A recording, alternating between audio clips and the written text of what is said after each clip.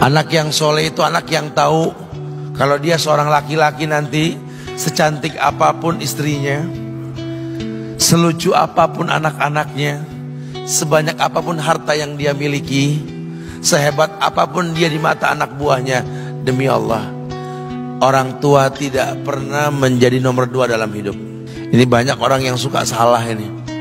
Cuma gara-gara dunia, orang tua panjang mata menanti kedatangan anak. Jangan ya.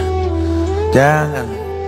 Anak yang soleh tahu sekali, sampai kapanpun ibumu, ayahmu, sampai kapanpun. Dunia nggak membuat dia lupa ada berkah keramat dunia hidup di atas muka bumi ini. Dia nggak repot datang ke makam-makam para wali. Orang tua nomor 1 yang dia temui. Ini orang hebat.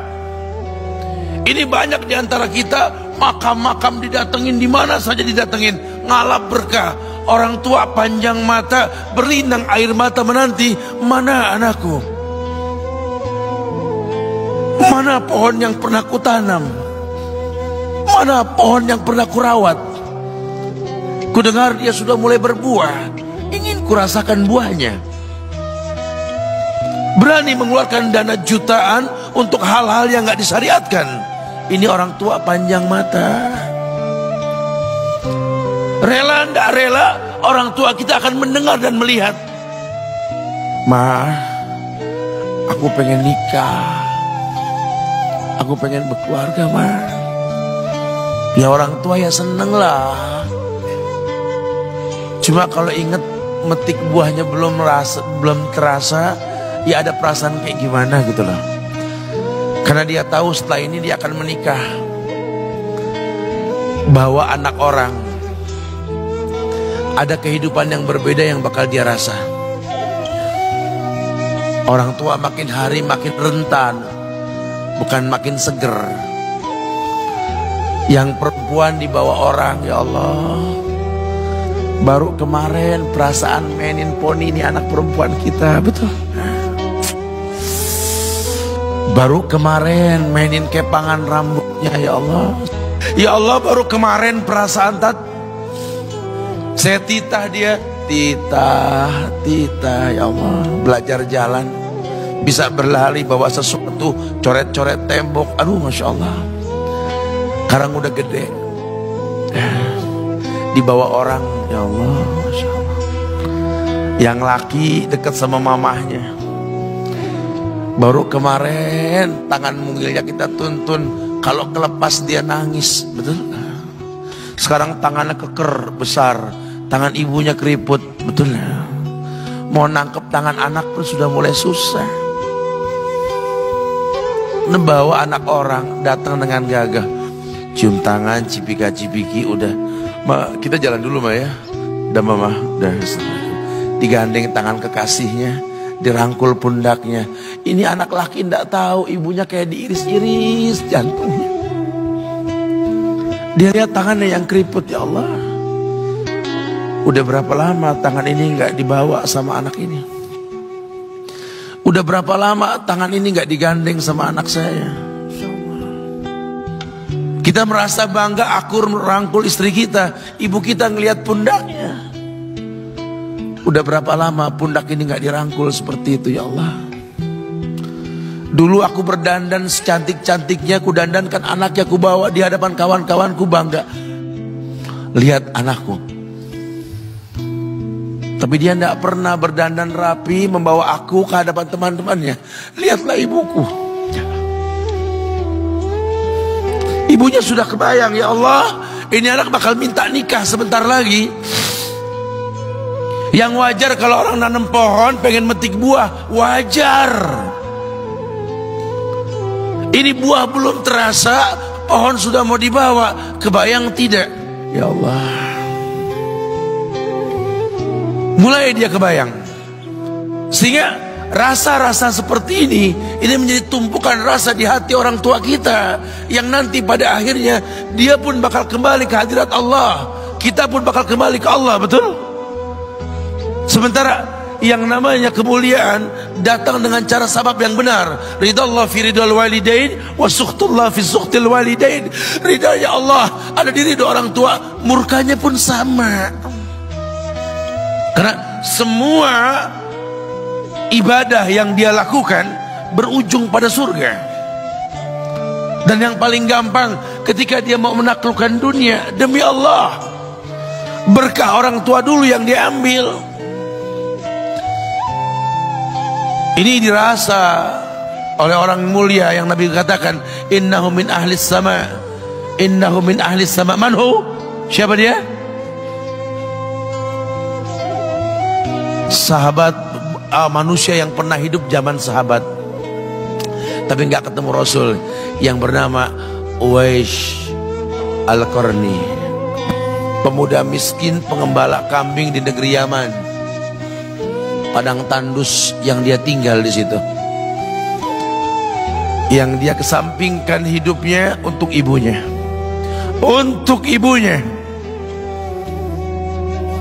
Tidaklah terucap kalimat satu yang ingin ibunya pengen, kecuali Uwais pasti akan melakukannya apapun, dan ibunya cacat. Apa kata Uwais? Tidak akan pernah terlontar kata dari mulut ibuku kecuali kan kulakukan yang dia inginkan.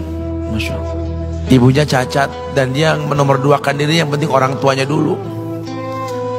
Hingga satu waktu ibunya berkata, wahai Uwais,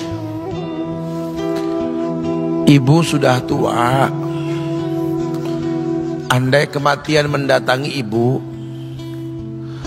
ada beberapa keinginan yang ibu pengen merasakan keinginan tersebut.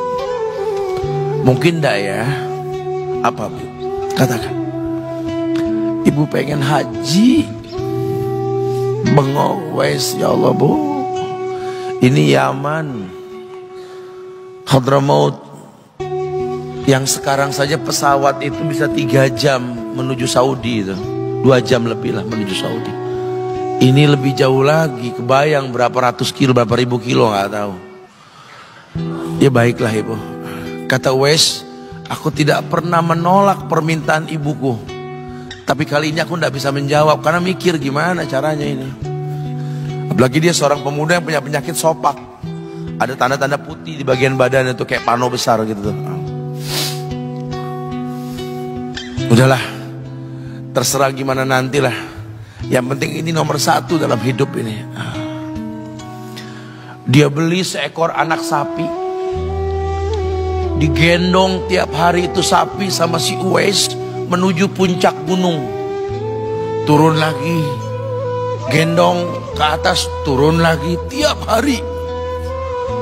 Sampai orang bilang, Uwais gila no. Orang sapi dipiara, dia digendong tiap hari naik gunung yang tinggi.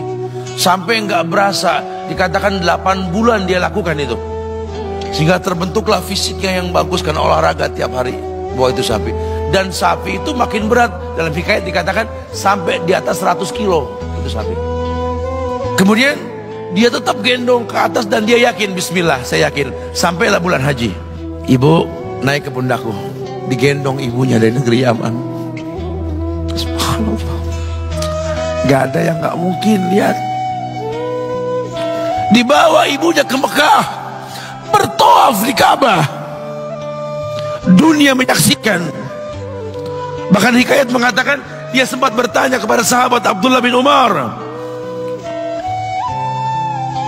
aku telah menggendong ibuku dari negeri Yaman menuju Mekah, bertawaf di Ka'bah ini, sudahkah aku membayar jasa ibuku? Apa kata sahabat Abdullah bin Umar? Bahkan satu hentakan napas pun ketika melahirkanmu belum terbayar. Bahkan satu hentakan napas pun ketika melahirkanmu belum terbayar. Dia selesaikan tawafnya, dia selesaikan tawafnya. Selesai tawaf, dibawa ibunya ke makom Ibrahim untuk sholat 2 rakaat.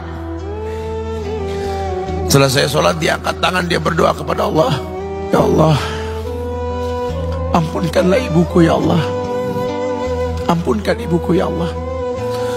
Masukkanlah dia ke surgamu ya Allah. Masukkan dia ke surgamu ya Allah. Ibunya berbisik, Uwais, sudahlah, mintalah pada Tuhanmu ampunan untuk dirimu dan surga untukmu. Wallahi wahai ibu, Allah ampunkan kamu, Allah masukkan kamu ke surga, cukup untukku ridhomu yang kubutuhkan wahai ibu. Lihat,